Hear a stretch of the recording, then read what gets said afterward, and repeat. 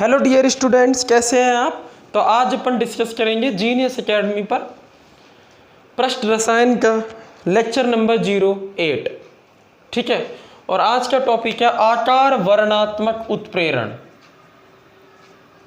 आकार वर्णात्मक उत्प्रेरण, या इसको बोला जाता है जियोलाइट उत्प्रेरण। जियोलाइट उत्प्रेरण, ठीक है। तो देखो, आज का जो वीडियो लेक्चर है वो आकार वर्णात्मक उत्प्रेरण जियोलाइट उत्प्रेरण पर है। होते क्या है ये जरा समझो, ठीक है। देखो, जियोलाइट तो आकार वर्णात्मक उत्प्रेरक होता है। देखो, कुछ उत्प्रेरक ऐसे होते हैं, ठीक है, जैसे मान लो ये उत्प्रेरक है, इसके अंदर छोटे छोटे छिद्र होते हैं, छोटे छोटे छिद्र होते हैं, छिद्रित अवस्था में पाया जाता है। कुछ उत्प्रेरक छिद्रित अवस्था में पाए जाते हैं, ठीक है। अब हमने क्या किया, हमने दो प्रकार के क्रियाकारक लिए, ए और बी। ए कोई ऐसा क्रियाकारक पदार्थ है जिसके अणुओं का जो आकार है वो इस उत्प्रेरक के छिद्रों से बड़ा है, इस उत्प्रेरक के छिद्रों से बड़ा है। ये छिद्र हो गए उत्प्रेरक के, ठीक है, और ये अणु बड़े हैं। और बी के अणु कितने लिए आपने, इतने छोटे लिए बी के अणु, ठीक है, कि ये बी के अणु इन छिद्रों में से होकर आसानी से गुजर सकते हैं। तो जब हम बी की अभिक्रिया इस पदार्थ से कराते हैं, इस उत्प्रेरक से कराते हैं, तो बी पदार्थ इस उत्प्रेरक से अभिक्रिया करता है क्योंकि अंदर चला जाता है छिद्रों के द्वारा प्रवेश करके। तो यहाँ पर उत्पाद बन जाता है कुछ ना कुछ।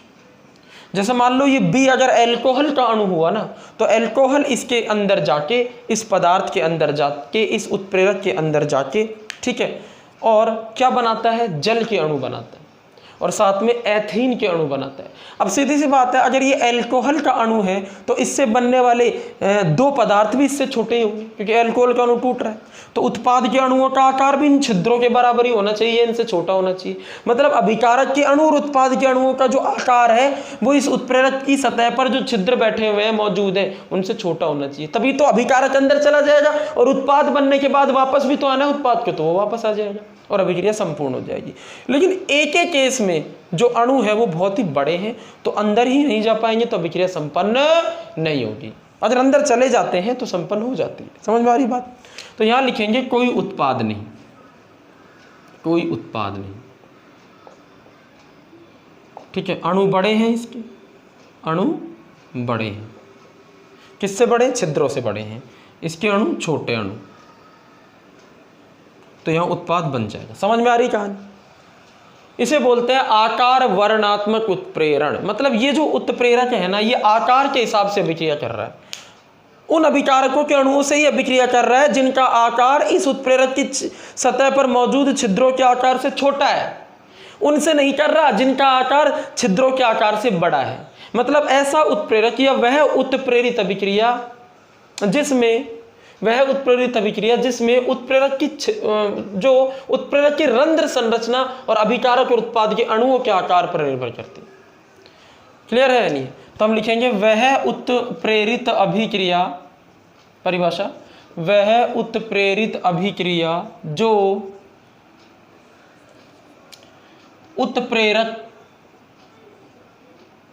उत्प्रेरक के छिद्रों के आकार, उत्प्रेरक के छिद्रों के आकार व छिद्रों के आकार या छिद्रित संरचना व अभिकारक या उत्पाद, अभिकारक या उत्पाद के अणुओं के आकार पर निर्भर, के आकार पर निर्भर करती है। आकार वर्णात्मक, आकार वर्णात्मक उत्प्रेरण, आकार वर्णात्मक उत्प्रेरण कहलाती है।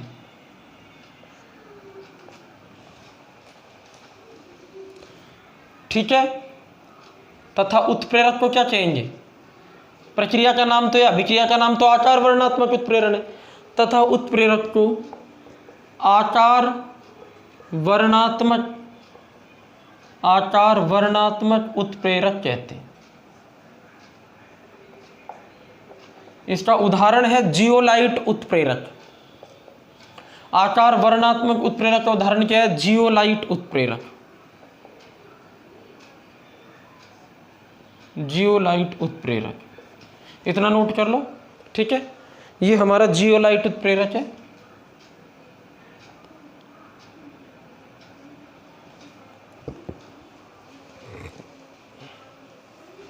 नोट कर लो इसको। चलो बहुत बढ़िया ना। आकार वर्णात्मक उत्प्रेरक या जियोलाइट उत्प्रेरक। अब देखते हैं जियोलाइट उत्प्रेरक का संगठन क्या होता है। जियोलाइट उत्प्रेरक का संगठन मतलब इसके अंदर रासायनिक रूप से क्या है, ये इसका सूत्र क्या है, ठीक है, वगैरह वगैरह।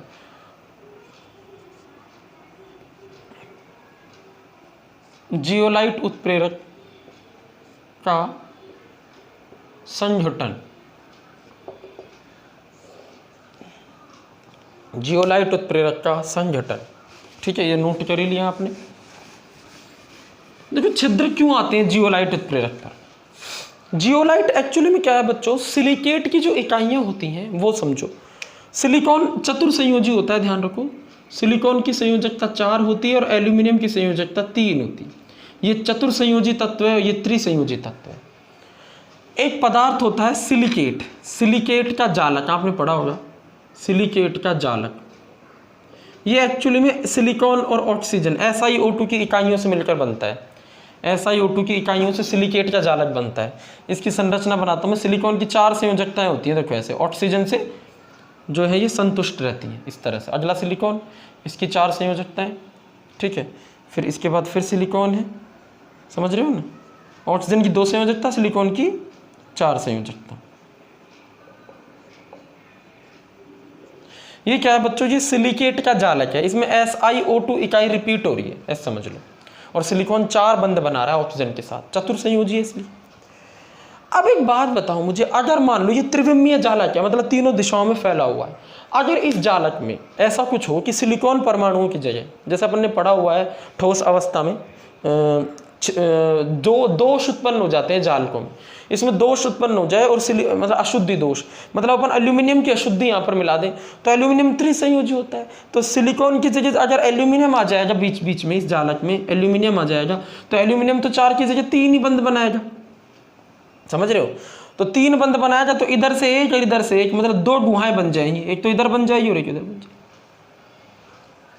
भाई इधर सिलिकॉन नहीं बना पाएगा ना फिर बंध, फिर किसी वो और के साथ कनेक्ट करेगा, इधर कनेक्ट। यहाँ एक गुहा जरूर बनेगी, डेफिनेटली बनेगी। जहां एल्यूमिनियम है वहां एक बंध कम पड़ जाएगा, इसकी जगह एक छिद्र बन जाए, एक छिद्र या एक गुहा का निर्माण हो जाए,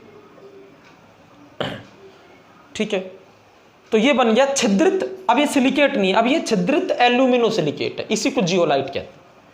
मतलब जियोलाइट क्या होता है बच्चों, छिद्रित, यह छिद्रित एल्यूमिनो सिलिकेट होता है, छिद्रित एल्यूमिनो सिलिकेट होता है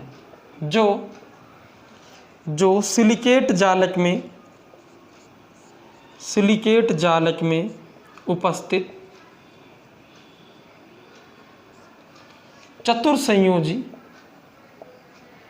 चतुर्संयोजी सिलिकॉन परमाणु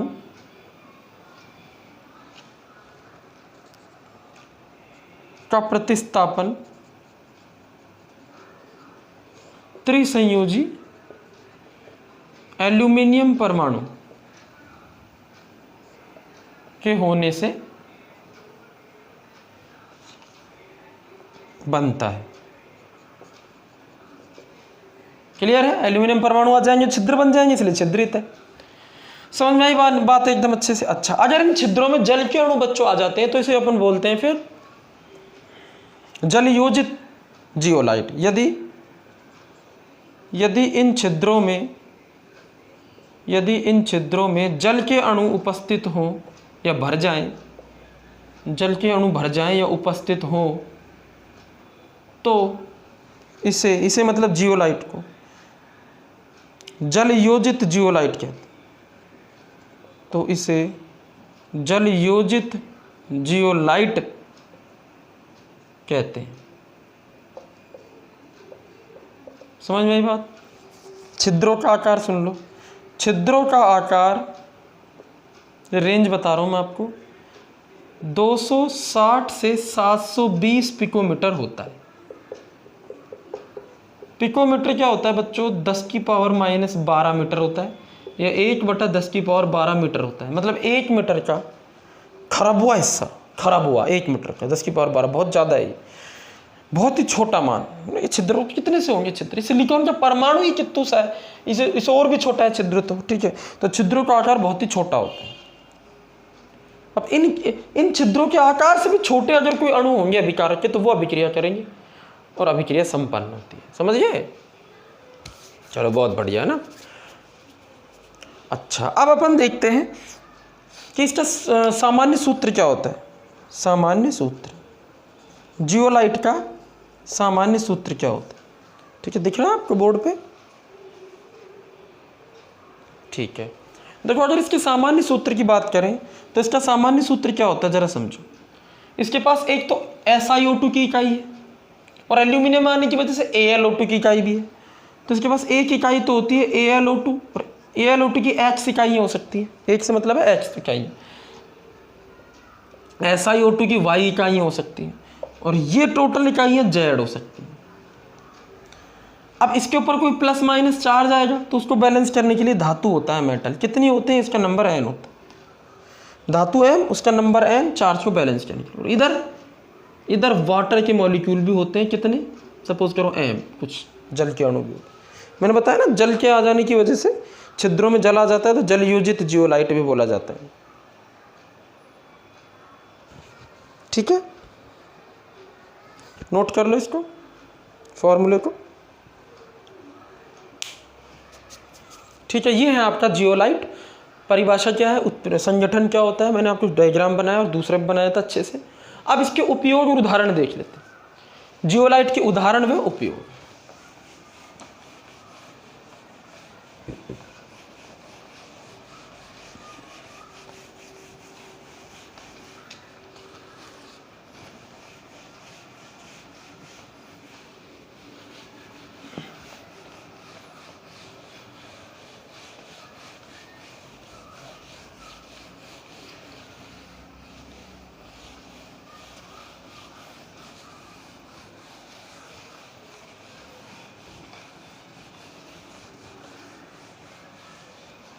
ठीक है, एक पॉइंट चाहो तो लिख सकते हो, इसमें मेंशन कर सकते हो। जियोलाइट से केवल वे ही अभिकारक के अणु क्रिया कर पाते हैं, वे ही अभिकारक के अणु क्रिया कर पाते हैं जिनका आकार इसके छिद्रों से छोटा हो।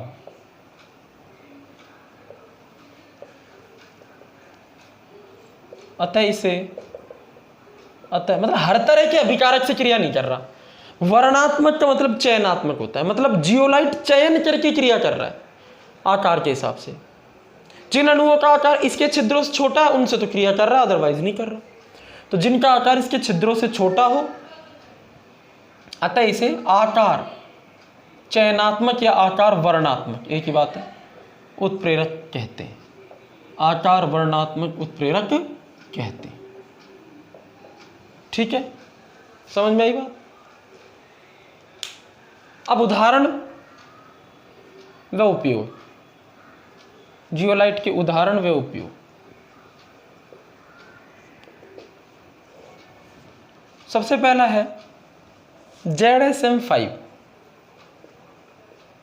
ये जियोलाइट का प्रकार। देखो बच्चों, ये क्या काम करता है, ये एल्कोहल जो होता है, एल्कोहल एथेनॉल, उसको गैसोलीन यानी एक प्रकार का पेट्रोल का उत्पाद है उसमें बदल देता है। यह एल्कोहल को गैसोलीन में तब्दील करता है। गैसोलीन मतलब पेट्रोल में परिवर्तित करता है।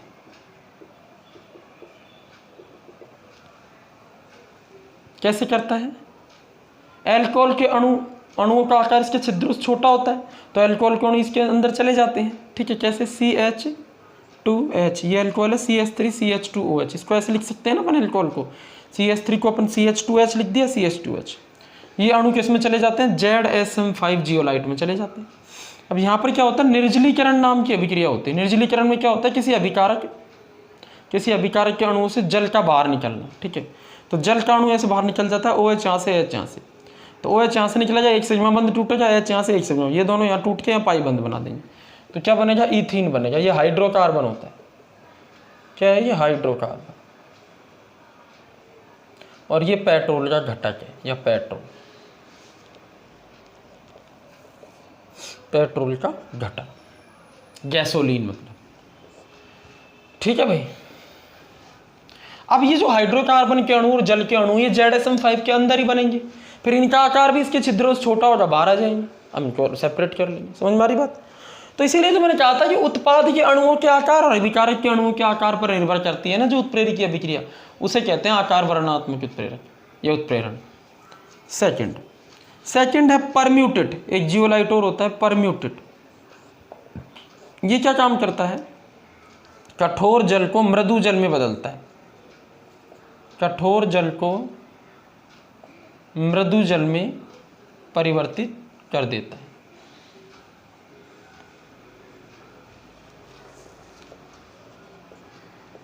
अभी जियोलाइट का सामान्य सूत्र देखा था, तो इसके सामान्य सूत्र में अपन ने देखा था ना, धातु भार होता है Mn, तो वो M इसमें क्या होता है? सोडियम होता है। और जल में क्या होते हैं? कठोर आयन होते हैं। जल में देखो मैं आपको बताता हूँ, ये जल है, इस जल के अंदर बच्चों क्या है? कठोर आयन होते हैं। कठोर आयन क्यों होते? कौन कौन से? कैल्शियम आयन, मैग्नीशियम आयन, इनकी वजह से ये जल कठोर है। अब हमने क्या किया? इसमें छिद्रित, जिसमें छिद्र है, परम्यूटेट जियोलाइट डाल दिए हैं। तो परम्यूटेट के पास बच्चों सोडियम आयन होते हैं। ये सोडियम आयन तो सॉल्यूशन में डाल देता है और बदले में कैल्शियम आयन ग्रहण कर लेता है। इसे बोलते हैं आयन विनिमय।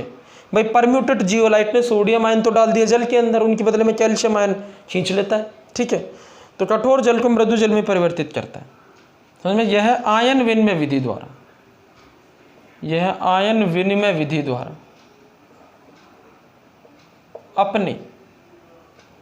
अपने मृदु सोडियम आयनों को जल में या जल के कठोर आयनों से प्रतिस्थापित कर देता है।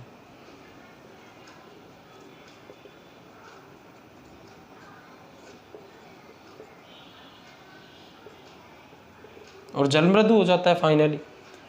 ठीक है भाई, तो ये होता है आपका ZSM5 और परम्यूटेट जियोलाइट। इसके उपयोग बता दिए मैंने। एक जियोलाइट वैसे ही लिख लो, एरियोनाइट। एक जियोलाइट बस वैसे ही लिख लो। इसका भी पेट्रो रसायन उद्योग में ज़्यादा उपयोग होता है, शुद्धिकरण वगैरह में, एरियोनाइट जियोलाइट। ठीक है, तो ये आपके जियोलाइट क्लियर है एकदम अच्छे से। अब बात आती है नए टॉपिक की, और वो है कोलोइड। ठीक है, इसको नोट कर लो। अब अपन पढ़ाएंगे आपको कोलोइड क्या होते हैं। चलो बहुत बढ़िया है ना, नोट कर लिया आपने। चलो अब अपन बात करते हैं कोलोइड्स की। देखो बच्चों, हुआ क्या, सबसे पहले कोलोइड नाम का जो विलयन है ये इन्होंने बनाया था थॉमस ग्राहम ने 1891 में। इन्होंने क्या लिया, बहुत सारे पदार्थों को लेकर उनके विलयन बना डाले जल में, और उन विलयनों को जंतु झिल्ली या SPM, सेमी परमिएबल मेम्ब्रेन से छान के देखा। तो उन्होंने पाया कि इस दुनिया में दो ही प्रकार के पदार्थ हैं। कौन कौन से? एक तो वो जो जंतु झिल्ली से छन जाए, और एक वो जो जंतु झिल्ली से नहीं छने। तो इन्होंने कहा जो जंतु झिल्ली से छन जाते हैं उन्हें तो बोलो क्रिस्टलोब है, और जो जंतु झिल्ली से नहीं छनते उन्हें बोल दिया उन्होंने कोलोइड। समझ में आ रही बात? ठीक है, तो अपन हेडिंग लगाते हैं कोलोइड।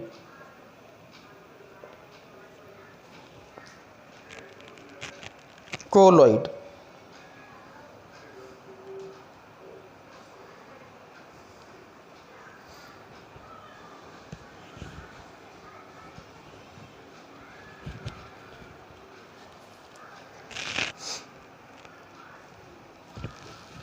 ठीक है ना, कोलोइड हेडिंग लगा लिया आपने। अब जरा चेक करो, कोलोइड सर्वप्रथम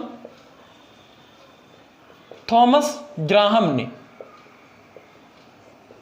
सर्वप्रथम थॉमस ग्राहम ने 1891 में विभिन्न पदार्थों के विलयन बनाकर इन्हें एसपीएम समझते हो, जंतु झिल्ली, इन्हें एसपीएम या जंतु झिल्ली में से छानकर देखा और पदार्थों को 2 भागों में बांटा।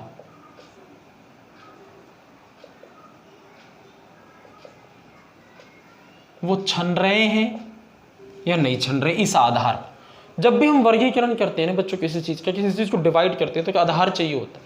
तो ये क्या आधार क्या था? छन रहे हैं या नहीं छन रहे, ये विलयन जंतु झिल्ली या एसपीएम में से छनते हैं या नहीं छनते। तो उन्होंने बताया कि जो विलयन होते हैं या जो पदार्थ हैं हमारे जो विलयन बना रहे हैं, ये 2 प्रकार के हैं। एक को इन्होंने नाम दिया क्या? क्रिस्टलाभ, और एक को नाम दिया इन्होंने कोलोइड। क्रिस्टलाभ इनके अनुसार वो पदार्थ था जिसको आज की डेट में अपन विलयन कहते हैं, ठीक है। अभी धीमे धीमे पता लगेगा। क्रिस्टलाभ इन्होंने क्या कहा? जो पदार्थ या ऐसे पदार्थ या वे पदार्थ जो एसपीएम या जंतु झिल्ली से नहीं छन जाते हैं, जंतु झिल्ली से छन जाते हैं, उन्हें क्रिस्टलाभ कहते हैं। क्या कहते हैं? उन्हें क्रिस्टलाभ कहते हैं। जैसे उदाहरण इन्होंने बताया नमक, चीनी,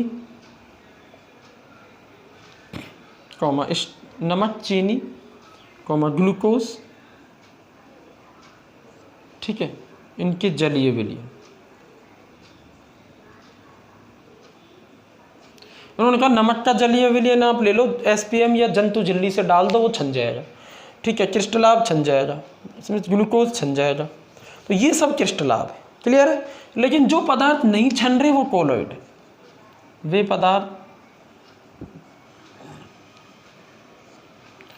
पदार्थ जो एसपीएम से नहीं छन पाते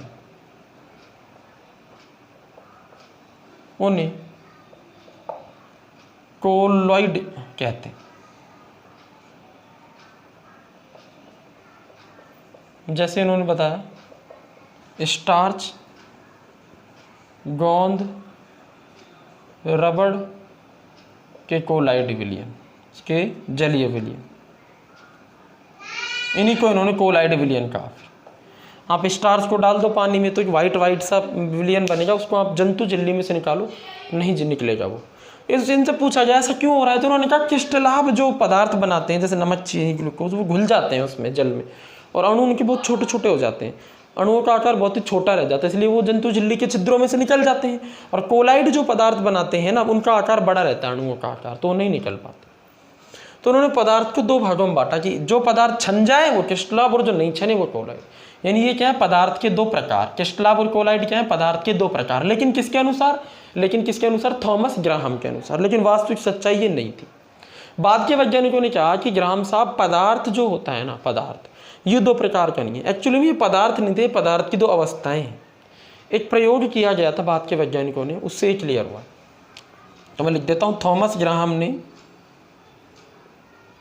ग्राहम ने पदार्थ 2 प्रकार के बताए।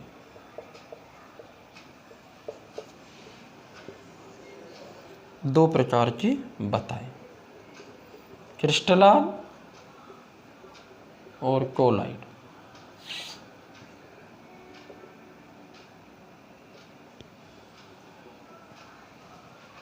ठीक है, क्रिस्टलाभ और कोलाइड, ठीक है। परंतु बाद के वैज्ञानिक इससे संतुष्ट नहीं थे। उन्होंने कहा नहीं, ऐसा नहीं होता। कोई प्रयोग किया उन्होंने, जब उसके आधार पर बताया था, उन्होंने कहा कि ये क्रिस्टलाभ और कोलाइड जो है ना पदार्थ नहीं बल्कि पदार्थ की अवस्थाएं हैं। जैसे आज की डेट में ठोस, द्रव और गैस पदार्थ नहीं है भाई। जल ठोस भी रह सकता है, जल ठोस भी हो सकता है, जल मतलब द्रव भी हो सकता है, और जल ही गैस भी हो सकता है। जल है ये ठोस भी है, द्रव भी है, गैस। मतलब ये जल क्या है? पदार्थ की अवस्था है। ठोस, द्रव और गैस क्या है? पदार्थ की अवस्था है, पदार्थ के प्रकार है, अवस्था है। ये तो क्लियर है। पदार्थ तो वही है H2O, लेकिन इसकी अवस्था बदल रही है। ऐसे ही बाद के वैज्ञानिकों ने ये पाया कि ऐसा नहीं होता है एक्चुअली में। उन्होंने एक प्रयोग किया था एल्कोहल वाला, जल वाला और बेंजीन वाला। उन्होंने क्या किया? नमक को लिया। भाई नमक इनके अनुसार क्या है? ग्राहम के अनुसार नमक क्रिस्टलाभ है, तो नमक कोलाइड नहीं हो सकता ना। ठीक है, तो एक वैज्ञानिक थे, उन्होंने नमक को क्रिस्टलाभ भी बताया और कोलाइड भी बताया। कैसे? उन्होंने कहा माध्यम बदल दो नमक का। बाद के वैज्ञानिकों की शोध के अनुसार यह सही नहीं पाया गया, यह सही नहीं पाया गया, बल्कि यह पाया गया कि क्रिस्टलाभ व कोलाइड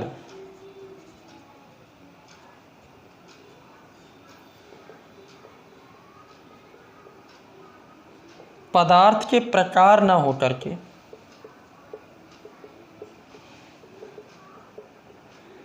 पदार्थ की दो अवस्थाएं,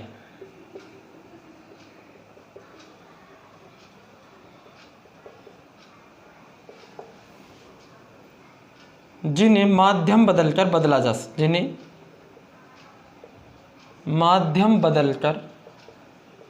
एक दूसरे में बदला जा सकता।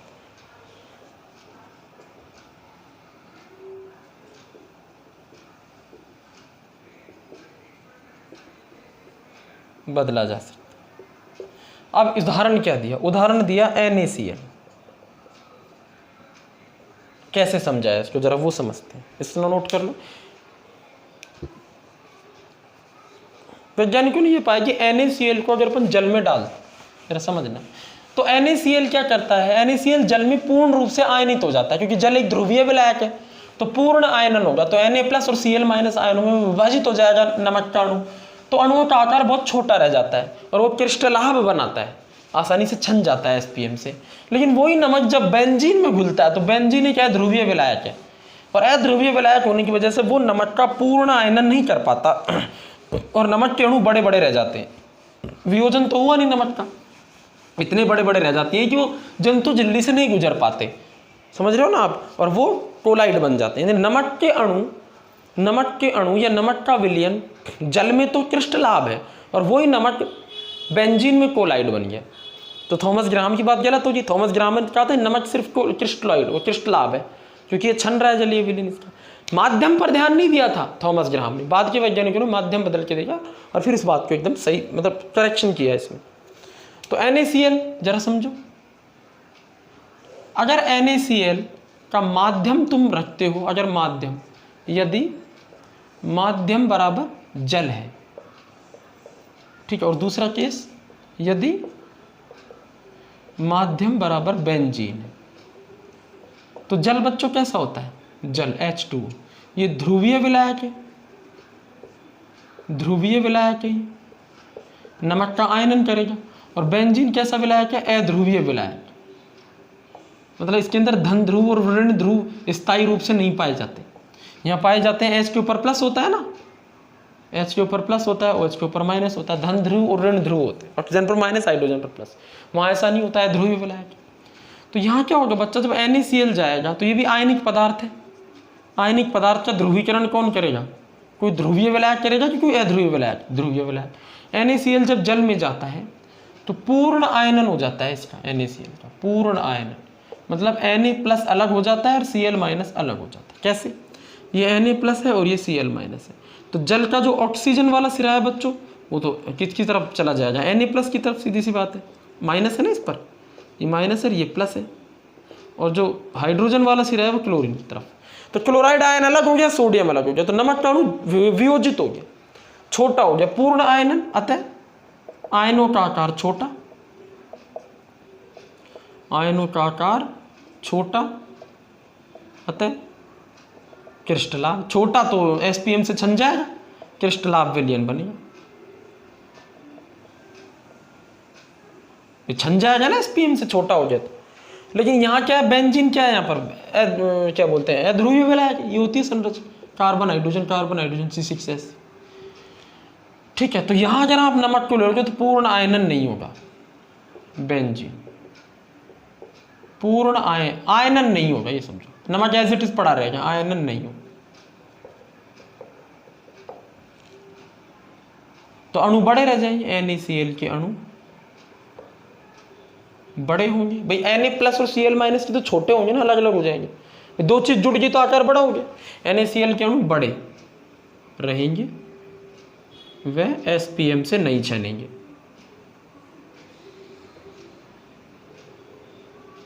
तथा कोलाइड विलयन बने, कोलाइड विलयन बनाएंगे। ठीक है, इस तरह से इन्होंने क्लियर किया था कि NaCl बेंजीन में कोलाइड बन जाता है। ठीक है, NaCl जल में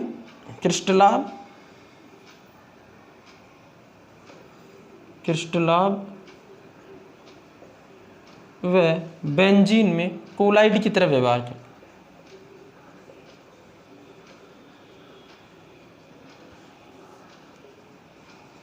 कोलाइड की तरह व्यवहार करता है।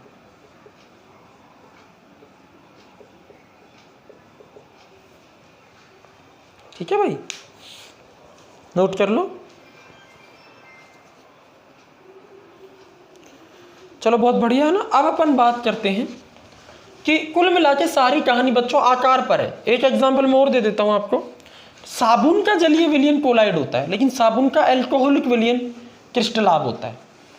ठीक है, एक उदाहरण आप और लिख सकते हो इसमें। एग्जाम्पल 1 तो ये हो गया NaCl, इसको आप यहाँ पे एग्जाम्पल 1 डाल लीजिए। NaCl जल में क्रिस्टलाभ है और बेंजीन में कोलाइड है। दूसरा उदाहरण क्या है, लिख लो। साबुन का जलीय विलयन कोलाइड होता है बच्चों, और साबुन का एल्कोहलिक विलयन क्या होता है, क्रिस्टलाभ होता है। मतलब किसी पदार्थ, कोई पदार्थ कोलाइड है या क्रिस्टलाभ है, ये फिक्स थोड़ी हुआ, ये तो माध्यम पर निर्भर करने वाली बात होगी। समझ में आई ये बात? ठीक है, तो मतलब अवस्थाएं हुई नहीं, पदार्थ के प्रकार नहीं, ये दोनों अवस्थाएं हैं पदार्थ की। उदाहरण 2 लिख लो। साबुन का जलीय विलयन कैसा होता है, कोलाइड होता है, जबकि इसका एल्कोहलिक विलयन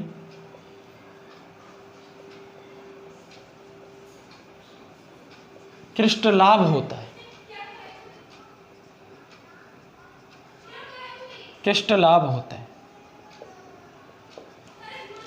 ठीक है, चलो बहुत बढ़िया, नोट कर लो। अब अपन बात करते हैं कि विलयन कितने प्रकार के होते हैं कणों के आकार के हिसाब से। जैसे हम कह रहे हैं क्रिस्टलाभ विलयन वो है जिसके कणों का आकार, जिस पदार्थ के कणों का आकार बहुत छोटा हो, कोलाइड में बड़ा हो। क्लियर है? तो ऐसे फिर बाद में वैज्ञानिकों ने और कुछ रिसर्च कर पाया कि विलयन कणों के आकार के आधार पर 3 प्रकार के होते हैं। ठीक है, एक होते हैं क्या बोलते हैं, वास्तविक विलयन। एक होते हैं कोलाइड विलयन, जो एक क्रिस्टलाभ थे ना, क्रिस्टलाभ छन रहे थे जो, इनको वास्तविक विलयन कहा गया हुआ। तो अपन हेडिंग लगा लेते हैं विलयन के प्रकार।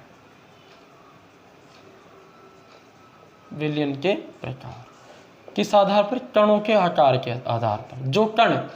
जो कण माध्यम में अपने आप को वितरित कर रहा है उसके आकार के, कणों के आकार के आधार पर।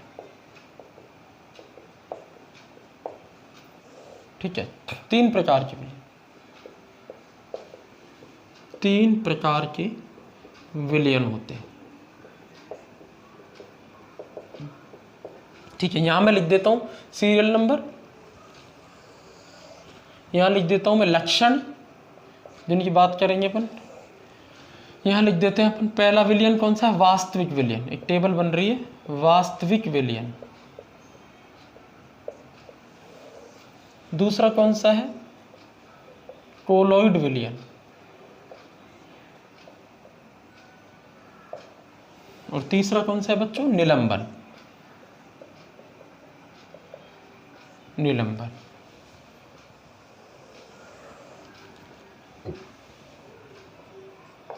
ठीक है, अब देखते हैं अपन पहला लक्षण। वास्तविक विलयन, कोलाइटिव विलयन और निलंबन में पहला लक्षण क्या है? इनमें तीनों में अंतर भी साथ के साथ चलेंगे। सबसे पहले इनमें आ रहा है कणों का आकार, जो कण वितरित करता है माध्यम में। मैं फिर रिपीट कर रहा हूँ, जैसे जल के अंदर अपन डाल रहे हैं नमक, तो नमक के कणों का आकार क्या होगा? बेंजीन में नमक के कणों का आकार बड़ा तो कोलाइटिव विलयन बनेगा, छोटा तो वास्तविक विलयन बनेगा। जल में नमक के कणों का आकार छोटा हो जाता है ना पूर्ण आयनन की वजह से, वास्तविक विलयन बनाते हैं। और बेंजीन में आयनन होता ही है तो जल के अणु, नमक के अणु बड़े बड़े रह जाते हैं, कोलाइट बनता है। तो कणों का आकार कितना होता है? वास्तविक विलयन बनाने वाले कणों का आकार 1 नैनोमीटर से छोटा होता है। 1 नैनोमीटर का मतलब होता है 10⁻⁻7 सेंटीमीटर, इससे छोटा होता है। ठीक है, कोलाइड विलयन बनाने वाले कणों का आकार 1 नैनोमीटर से 1000 नैनोमीटर के मध्य।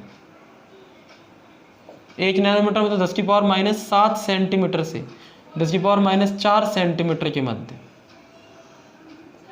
और निलंबन के कणों का आकार होता है 1000 नैनोमीटर से भी अधिक, मतलब 10⁻⁻4 सेंटीमीटर से अधिक। समझ गया ना? बदल के देख लो भाई, नैनोमीटर मतलब 10⁻⁹ मीटर, फिर 1 मीटर 10⁻2 मीटर, मल्टीप्लाई कर दो, आ जाएगा आंसर। ठीक है, ये हो गया पहला पॉइंट। दूसरा है हमारा वास्तविक विलयन, कोलाइटिव विलयन और निलंबन, इनकी प्रकृति क्या होती है? प्रकृति, तो बच्चों वास्तविक विलयन समांगी प्रकृति का होता है और ये दोनों विषमांगी प्रकृति की होती है। अब इसका क्या मतलब है? देखो, समांगी का मतलब है पूरा ऑल ओवर एक जैसा, मतलब एक ही प्रावस्था पाई जाती। ठीक है, एक ही प्रावस्था। जैसे ये हमारे पास 3 कंटेनर है ना, इनके अंदर मान लो यहाँ मेरे पास है, यहाँ है बच्चों जल, ये माध्यम है, यहाँ बेंजीन है माध्यम। ठीक है, और यहाँ मान लो है बच्चों, यहाँ भी जल है। अब इसके अंदर हमने क्या डाल दिया? NaCl। तो हमें पता है NaCl जाके पूर्ण आयनन होगा, Na+ अलग, Cl- अलग। ठीक है, तो पूरे में घुल जाएगा ये, तो पूरा का पूरा विलयन एक जैसा दिखेगा अपन को। हम पता नहीं लगा सकते कि इसमें नमक डला हुआ है नहीं डला हुआ, पूर्ण आयनन हो गया, पता नहीं लगा सकते। ठीक है, तो इसे बोलते हैं समांगी, पूरा एक जैसा दिख रहा है, एक ही प्रावस्था होती है इसमें, समझिए। और अगर इसमें नमक डालेंगे अपन तो इसका पूर्ण आयनन नहीं होगा, तो नमक के अणु बड़े बड़े बड़े बड़े ऐसे तैरते हुए अपन को ऐसा महसूस से होंगे कि हाँ बेंजीन में कुछ घुला हुआ है, कुछ अजीब सा घुला हुआ है, ऐसा हमें ऑब्जर्व होगा। मतलब हमें ऐसा लगेगा कि एक समान नहीं है, कुछ इसमें और भी दूसरी चीज़ मौजूद है। ठीक है, जिसको बोलते हैं विषमांगी। गुण एक जैसे ना हो, जब पूरे भाग में अलग अलग हो तो विषमांगी। तो नमक का बेंजीन में विषमांगी विलयन होता है। यानी कोलाइटिव विलयन कैसा होता है बच्चों? विषमांगी होता है। और निलंबन कैसे बनता है? रेत डाल दो पानी में, रेत, तो रेत के कण बड़े बड़े होंगे, सबसे बड़े कण इसी के होंगे, नीचे पैंदे में या तली में बैठ जाएंगे रेत के कण। उससे छोटे नमक के होंगे, पूरे विलयन में घूमते रहेंगे। और NaCl के कण बहुत छोटे हो जाएंगे, बिल्कुल पानी के ही बराबर साइज।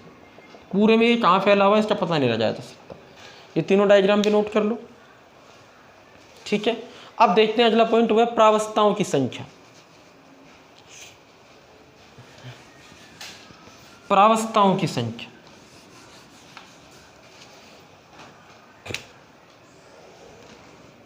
तीसरा।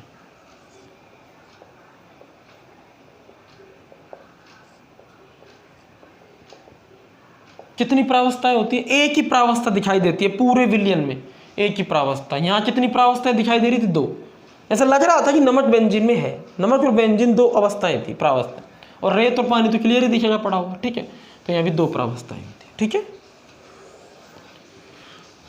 चौथा पॉइंट क्या है? दृश्यता, कि बच्चों ने देखा जा सकता है क्या इनके कणों को?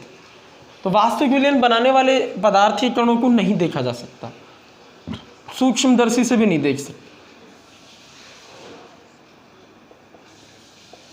सूक्ष्मदर्शी से भी नहीं देख सकते।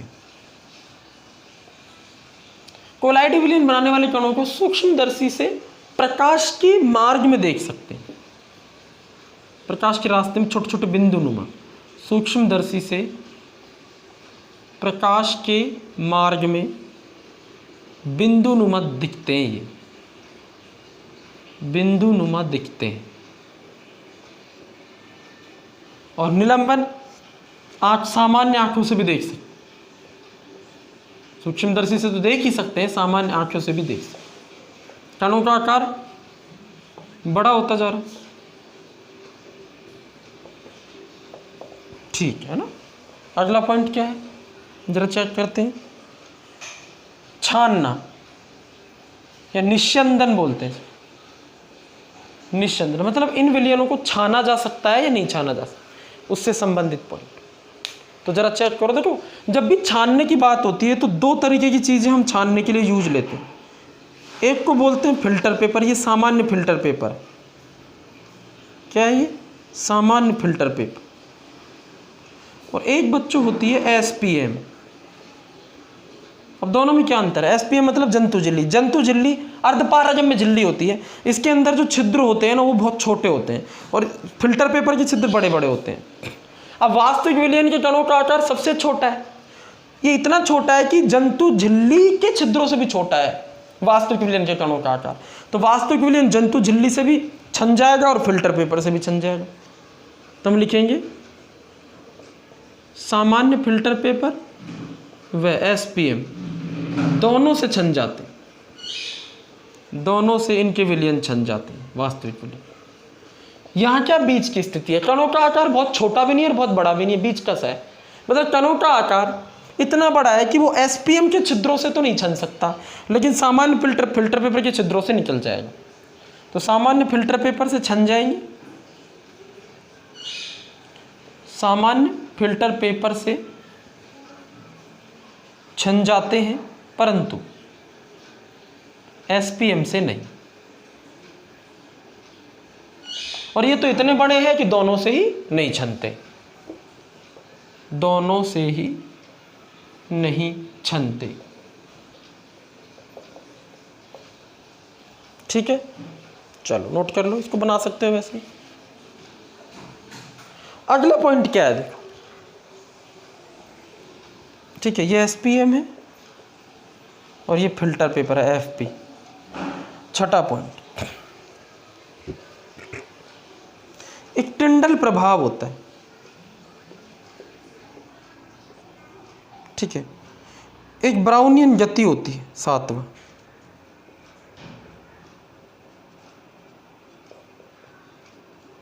एक आठवां अधिशोषण क्षमता का पॉइंट होता है। ये तीनों कोलाइड विलयन से जुड़े हुए पॉइंट है। टिंडल प्रभाव क्या होता है?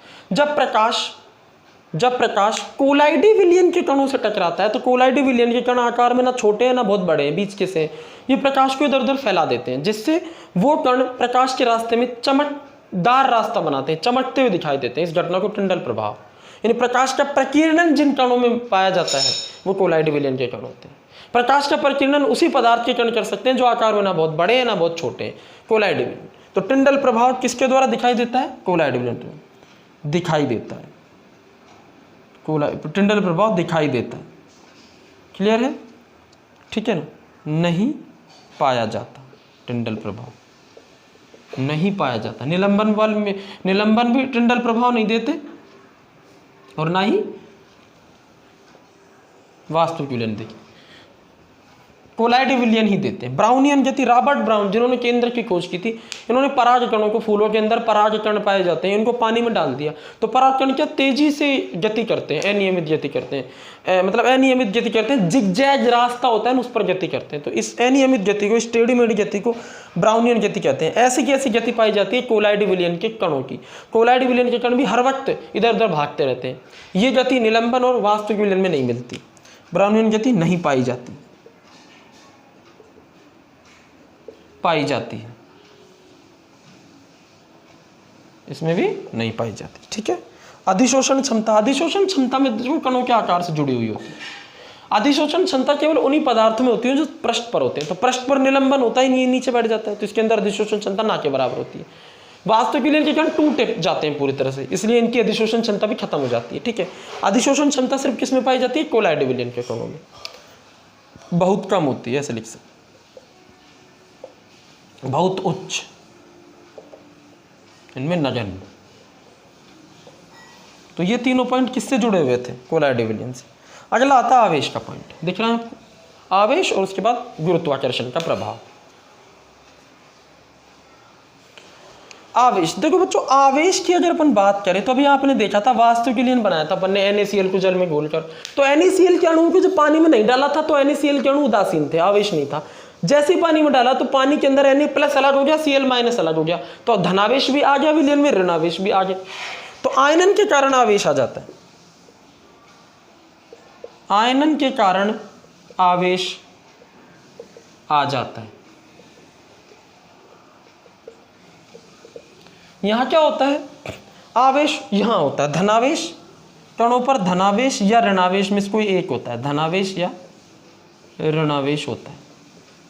कैसे आता है कोलाइड कणों पर आवेश? ये लंबा चौड़ा विषय है पूरा, इस पर बाद में बात करेंगे इसी टॉपिक के लास्ट, इस चैप्टर के लास्ट में। इन पर आवेश नहीं होता, नहीं होता।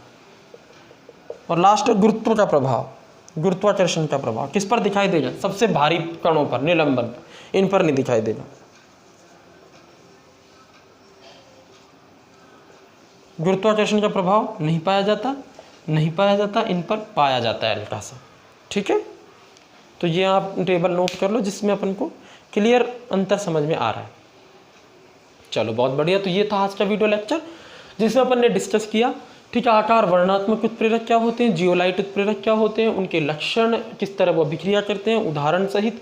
ठीक है, परम्यूटेट ZSM5 एरियोनाइट, और उसके बाद थॉमस ग्राहम ने पदार्थ को 2 भागों में बांटा, एक तो क्रिस्टलाब और एक कोलाइड। फिर बाद में पता लगा कि ये पदार्थ के प्रकार नहीं है बल्कि ये पदार्थ की अवस्थाएं। कई बार आ चुका है क्वेश्चन, कई बार आ चुका है, कोलाइड पदार्थ ना होकर के पदार्थ की अवस्था है, टिप्पणी कीजिए। तो आप उदाहरण कौन सा दे दो? जो NaCl पदार्थ, मतलब कोलाइड, क्रिस्टलाब पदार्थ नहीं है वो कोलाइड भी है, क्रिस्टलाब भी है। अगर NaCl को आप जल में घोल देते हो तो वो क्या बन जाता है? क्रिस्टलाब, और अगर बेंजीन में घोल देते हो तो कोलाइड।